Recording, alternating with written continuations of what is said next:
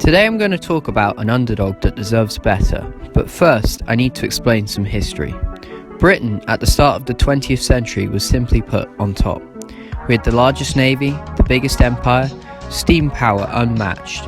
We had money, prosperity, and arguably most importantly, were the most industrialized country in Europe, only rivaled by the emerging beast that was America. And with both prosperity and industry comes great cars, and to put it simply, from around 1900 to about 1960, Britain had probably more car companies than any other. We had our big brands like Morris, Austin, and Rover, and we had luxury nailed down with Rolls, Daimler, Bentley, Jaguar, Armstrong Siddeley, and Aston Martin, as well as the sports car with MG, Triumph, Austin Healey, Frazer-Nash, Gilbern, TVR, Lotus, and AC. We also specialised in economy cars such as the now iconic Mini and the lesser known Hillman Imp. And these cars weren't just admired by us. Rolls-Royces were owned by a cast as diverse as Lenin, Mugabe, Maharajas, and kings. Even cars we consider today as a bit dull have illustrious pasts. For instance, Tsar Nicholas II, the last leader of Imperial Russia, grandson-in-law to Queen Victoria and cousin to both our King George V and Germany's last Emperor Kaiser Wilhelm II, drove a Vauxhall. Yes, that's not a typo, a Vauxhall. In fact, he owned a fleet of them. The Romanovs had a collection of Vauxhalls. Our sports cars have climbed the same hills as everyone else's with the same brute force of any Italian, French or German mark. Enzo Ferrari owned 3 Mini Coopers.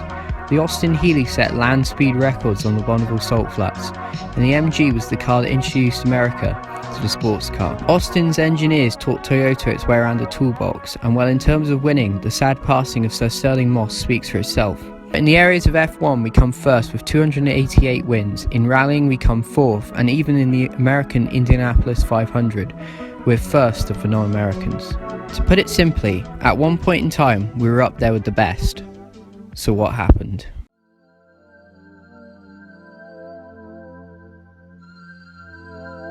What happened? Well, British Leyland happened. But British Leyland, they had some good cars. Yeah, a couple. The Mini, the Spitfire, the XJS, the SD1. But to not get bogged down in politics and the details, British Leyland was let down by multiple factors. These range from poor management, poor quality, strikes and even government mismanagement. Which brings us to the subject of this video. Let me get one thing straight. While our so-called golden days were of yesteryear, we were poor.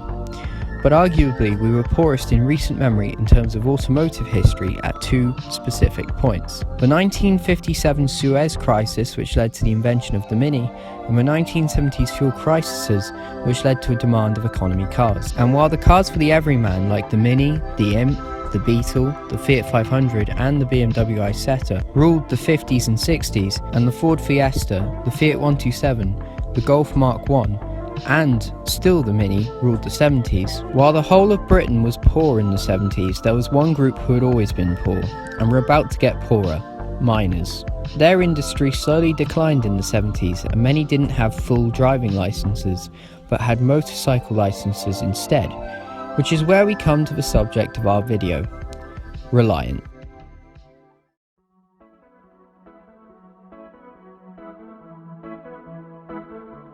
In Britain, a law existed that went a bit like this.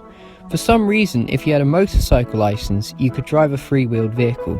And in Tamworth in Stafford, when Raleigh decided to cease production of its three-wheel vans, T.L. Williams and E.S. Thompson, 2 works managers at Raleigh, decided to carry on. The miners were cold on their motorbikes, and so Reliant met demand by essentially building motorbikes with car bodies. As mentioned earlier, the 1970s fuel crises were devastating to consumers and manufacturers, but to Reliant it was a godsend, as it meant their fuel-efficient, cheap cars sold very well. For instance, the average Mini had a fuel consumption of 49 miles to the gallon and was praised in its day for doing so, but the Robin did 70 miles to the gallon. Now, Reliant is a car company unlike any other. It's best known by the name of one of its models, the Robin. And to be honest, the best known Robin, which is the Trotter van, isn't even a Robin. It's a Reliant Regal Supervan Mark III. In fact, no other car company is arguably so criminally unknown for the things it produced and achieved. So in this video, I'd like to show you how Reliant was bigger than the Robin. Let's look at the cars themselves. Reliants can be split into 2 categories, three-wheelers and four-wheeled cars. Freewheelers were Reliant's bread and butter, and essentially they just updated them every generation.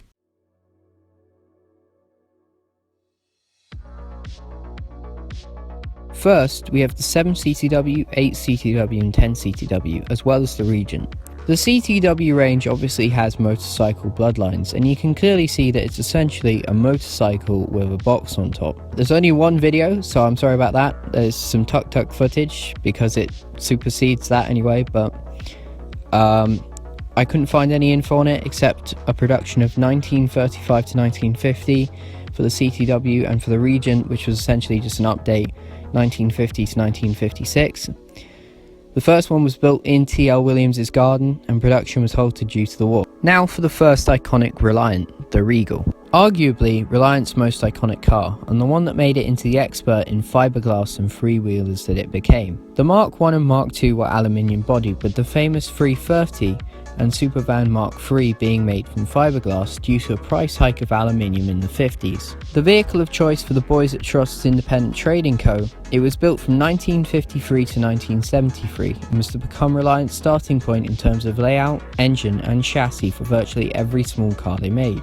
The biggest engine it had was a 747 engine in the Mark I and Mark IIs, and a 701 Reliant engine built in-house in the iconic Regal 330 and Supervan Mark III. I also found this hilarious video of them rolling a chassis across the A5 because their factory was split across the two sides of the road, and apparently literally every single Reliant chassis was wheeled pretty dangerously across a main road. Like, they just literally went for it. It's hilarious. Next we have the TW9, or the Ant as it was better known. Built between 1967 and 1987, there's not much to say other than that it was pretty versatile and was so popular in Greece they built it under license by MEBA until 1995. The Robin. The best known of Reliant's ventures, the Robin has almost become a name ubiquitous with Reliance and freewheelers in general. It was so successful. There are a bunch of versions, here's a rundown.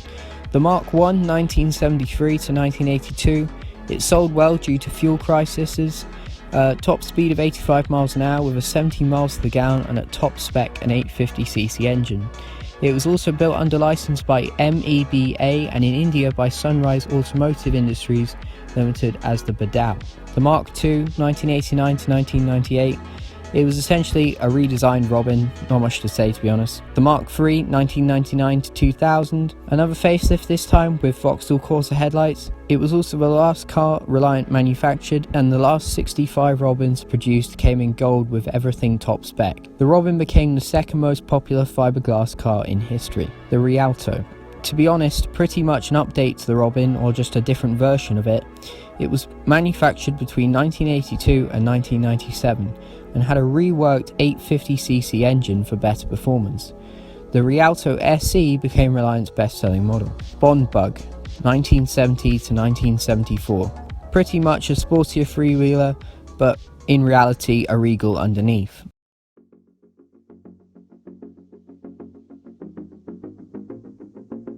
Now onto four wheels, and oddly, Reliant, despite common belief, didn't just make three-wheelers, but actually had more four-wheel vehicles than three-wheeled ones in its history. Reliant Sabre, or Sabra Sport, 1961 to 1963. Developed in collaboration with Autocars of Israel, with design by Reliant and assembly by Autocar, and becoming what I suspect is likely the first and only Israeli sports car. The Sabre made an impact in Israel due to the government's favouring of them, and they were given as gifts to military officers and high-up civil servants. As well as the use of Triumph and Ford engines bumped up their value a bit.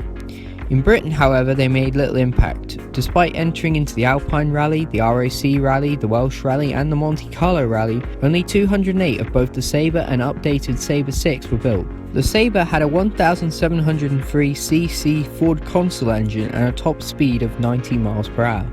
The Sabre 6 had a 6-cylinder Ford engine of 2,553cc and a top speed of 110 miles per hour. Scimitar. Arguably the most iconic of Reliant's four-wheeled ventures, the Scimitar was always compared to the Ford Capri, but in fact it actually predates it by 4 years, proving that Reliant was no backwater operation. Now, to be honest, there are so many versions of this it would take a video in its own right, but if we take the top spec, 3.0 litre Ford Essex V6, we get a top speed of 121 miles per hour and a 0 to 60 in 8.5 seconds. It's also arguably one of the most iconic shooting brake GT cars ever made. However, once again, Reliant was let down with production rate, as over a 22-year production, only about 11,585 of these were made, with an extra 78 under license, bumping it up to 11,663. It's arguably the best car Reliant ever rolled out. The Rebel, 1964 to 1974. The Rebel, if taken on by a company like Austin or Morris, would have likely become a major staple of British motoring, alongside the other small cars of the Mini and the Imp. The Rebel was pretty popular despite its small production batch of only 2,600. It was the first of Reliant's creations to get an estate and van conversion, which in turn led to the trotter van in the Regal. Also, hilariously, it was much cheaper in tax to buy a van, so Reliant offered a DIY conversion kit to the estate from any dealer. You literally had to saw the sides out and put windows in. Top of the range, it had a 748cc engine, and they also made a GT prototype that actually outperformed the Scimitar. FW5 or Anadol A1, 1966 to 1975. The FW5 is a prototype Reliant built for Anadol Cars of Turkey, and it became Turkey's second domestically built car. It was also meant to be New Zealand's first domestically produced car, but plans fell through. It became Turkey's first rally car and is apparently legendary over there. Interestingly, despite going it alone after the A1, like Autocars of Israel, they kept the fiberglass in their future projects. It had a 1,297cc engine and a top speed of 87 miles per hour. Reliant Kitten, 1975 to 1982. The Kitten is clearly the son of the Rebel, and is also clearly just a Robin on four wheels, as you can see from the back. It had an 848cc engine and a top speed of 80 miles per hour. It was also assembled in India under license as the Sipani Dolphin, and they used the Kitten's design in future projects. It also became an Indian rally car. FW11. The Reliant FW11 was a prototype built by Reliant and styled by Baton for Otosan of Turkey. Although due to its electric windows and other innovations it was deemed too expensive. This led to it becoming over time the Citroën BX, which became one of Citroën's best-selling cars at over 2 million units sold. Reliant Fox. I mentioned earlier that Robins and Ants were built under license by MEBEA. Well, this time the roles were switched with MEBEA, yet they have no company name, that was their company name, doesn't stand for anything, taking a Kitten and beefing it up a bit with a better weight resistance, making essentially a small pickup truck, van or estate.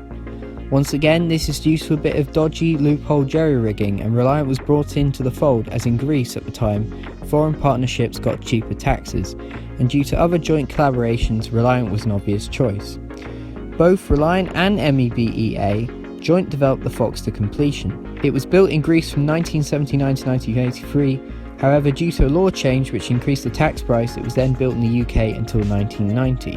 The last car on this list is the more modern version of the Scimitar, as the older design kept being produced throughout Reliant's history. It had multiple versions, which are the SS1, SST and Sabre. Top spec, it had a 1.8 litre Nissan CA18ET turbocharged engine. GM in 1988 took interest and put some funding in for a concept car called the SS2, but then they pulled out.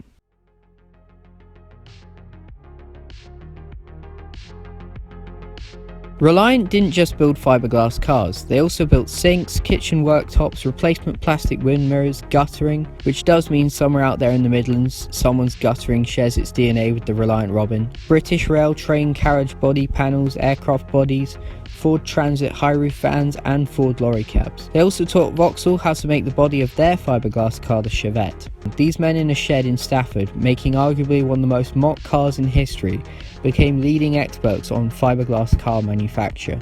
Forget Lotus, TVR, Gilban, Ginetta, you name it, any car built with fiberglass after roughly I'd say 1960 owes part of its production process to Reliant. In fact, the legendary Ford RS200 rally car that dominated 1980s Group B rallying too owes part of its DNA to Reliant, as they produced its body shell and panels. Here's a couple of pictures. I'll just go through this like a slideshow, you know, that's how it works, you know. Anyway. Also, a bonus piece of trivia I found is that the Bond Bug chassis and engine were used on the Star Wars Land Speeder, which essentially means that the Trotter van and the Star Wars Land Speeder are essentially just the same thing with different cases. It's just mad. So at this point, you're probably thinking Reliant sounds like a pretty competent car company. Why aren't they around anymore? Well, without getting into too much detail, there's a myriad of reasons.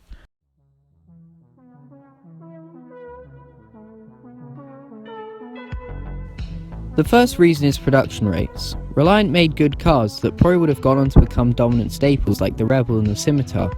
However, just by sheer production rates alone, there is no way they could meet demand to properly make some profit on these cars. If Volkswagen had made the Beetle and then decided to hand make it in a shed, it wouldn't have got to 21 million units sold, and the same can be said of Reliant. Secondly, size. Reliant was small, I mean very small. They essentially worked out of a couple of sheds. But despite this, in the 1970s, it was the second largest British-owned UK car manufacturer, due to the sheer size of the behemoth that was British Leyland. And obviously with size, funds come into play. For instance, the Mini, despite being a best-selling car, for every car sold, British Leyland was selling them at a loss of £30, which is about £600, and well into the 70s the Mini was still being sold at a loss. Reliant, on the other hand, stayed in profit throughout. However, it wasn't like BL, too big to fail without government bailouts. Thirdly, Reliant had, to put it nicely, always had a more liberal attitude with loopholes and tax dodging than other companies would admit to, which explains the DIY estate conversion kits and Greek tax law shenanigans. However, Reliant essentially was struck a death blow in 2001 when the European Union closed the loophole allowing a motorcyclist to drive on a freewheeler. It comes as no surprise therefore that Reliant died in 2002. However, I have to add that they had essentially been avoiding bankruptcy since the mid-90s and had already gone under multiple times. Today they still exist, but as a parts supplier. Another problem is the decline of mining in the UK, which is where Reliant got most of their customers for its most popular models, which were the freewheelers. Another large problem or sticking point is that Reliant produced very niche vehicles. Their main customer base was miners, and any other cars they produced had effectively cheaper counterparts, like the Ford Capri to the Scimitar and the Mini Metro to the Rialto. Secondly, at this point most people just got a full driver's license, and another problem is that their main cars only really made sense in Britain. They didn't have a high profit margin like other small successful British shed/hand-built marques, with sports cars like TVR, Ginetta, Gilbert and McLaren, but they also had no prestige in hand-built sports cars like Morgan or brand recognition. Lastly though, and biggest of all, was the car industry in Britain, aka British Leyland, was essentially destroyed by strikes, bad management, poor quality and poor design, and the arrogance that Brits would buy British and that BL was too big to fail. This led to British cars being badly made and, to put it nicely, a bit shit. As well as of course production costs and the inherent idea of everyone at British Leyland that the government would bail them out despite the fact they never updated their cars. For instance, the Mini was produced from 1959 to 2000 and was essentially never updated. For example, here's a 1979 BMW, and here is a 1979 Jaguar. Now, here is a 1990s BMW, and here is a 1990s Jaguar. You can clearly see not much has changed. In the end, BMW would come to own Rolls-Royce, Mini and Triumph. Tata would come to own Jaguar and Land Rover. Volkswagen owns Bentley, and the Chinese own MG and Rover. Lastly, and arguably most importantly, they were only really known for their freewheeled vehicles, and unfortunately never broke that mould. In the end, we can all agree that Reliant got dealt a bad hand, innovating and producing reliable hand-built cars with no government support, versus British Leyland, a train wreck of a clusterfuck, bailed out relentlessly. Reliant was constantly the source of a joke, despite producing vehicles that have survived long after its siblings at British Leyland have rusted away. When that factory closed in 2002, we didn't just lose a company, we lost a company of experts in fiberglass and producing economical and lightweight cars, something we desperately will need in the 21st century. Maybe some of the money that the government threw at British Leyland to produce abominations such as the Allegro, Princess and City Rover could have been thrown at Reliant, because I think it's fair to say that despite their limitations they punched well above their weight, and were definitely bigger than the Robin. But in the end, like with most things, the rest is history, and we can only reminisce on better days.